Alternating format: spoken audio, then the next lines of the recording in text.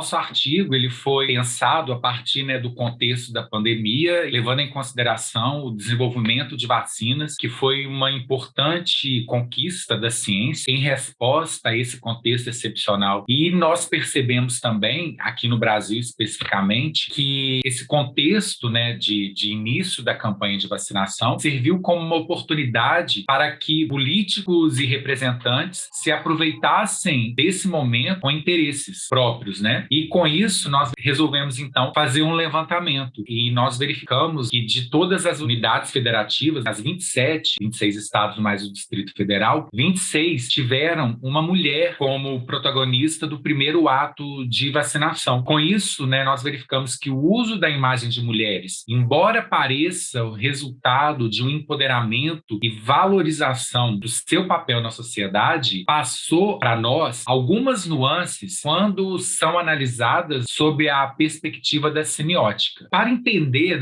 essa estratégia, por trás das escolhas feitas em relação à mediatização da vacina, nós fizemos um levantamento das coberturas jornalísticas realizadas em cada um dos sites estaduais do portal G1, pegando as imagens que foram vinculadas ao texto como destaque dessa análise, por narrar fatos e provocar sentidos relacionados principalmente às questões de raça e gênero. Os dados revelaram maior abrangência de imagens de mulheres pretas e pardas, que unidas somaram 77% das primeiras vacinadas. As demais, 11,5% eram brancas e 11,5% eram indígenas. A metodologia usada é a análise de discurso com base na escola de semiótica francesa de Greimas, que busca a compreensão dos elementos que estão implícitos no discurso. Então, utilizou-se os conceitos de semiótica plástica e figurativa, focando em particular nas recorrências, as repetições de temas, de figuras da narrativa construída, como é o caso das personagens escolhidas na maior parte dos estados para figurar esse evento da imunização. Dentro desse contexto de gênero e da exploração da imagem da mulher, nós trabalhamos com algumas hipóteses. Uma delas que a imagem da mulher foi retratada como um sujeito frágil, que figurativamente é diferente do sujeito homem, que é visto na sociedade como forte, como potente, e também foi retratada como um sujeito dependente do homem para sobreviver, e que na mesma esteira diz respeito à visão do Estado como pai provedor, que tem o poder de proporcionar o bem-estar individual e coletivo, em particular o da mulher. E o uso de mulheres representativas de minorias remetem a uma ideia de um Brasil diverso e miscigenado, usado para reforçar a imagem dos políticos homens como sujeito moral e politicamente corretos. E, por outro lado, teve o aproveitamento desse cenário como trampolim político. Então, para tornar mais didática essa explicação, tem algumas fotos para mostrar. As imagens, elas mostram uma auxiliar de enfermagem em Salvador, a primeira imagem, e depois uma moradora de abrigo de Goiás. A primeira delas foi vacinada em Salvador pelo secretário de Saúde e a segunda foi vacinada pelo governador de Goiânia, e ambos são médicos e ficaram no centro do acontecimento, como vemos nas fotos. E na maioria das imagens que nós analisamos, essa posição do homem e da mulher, elas se repetem. Percebe-se ainda que nas imagens as mulheres estão sentadas, posição embaixo,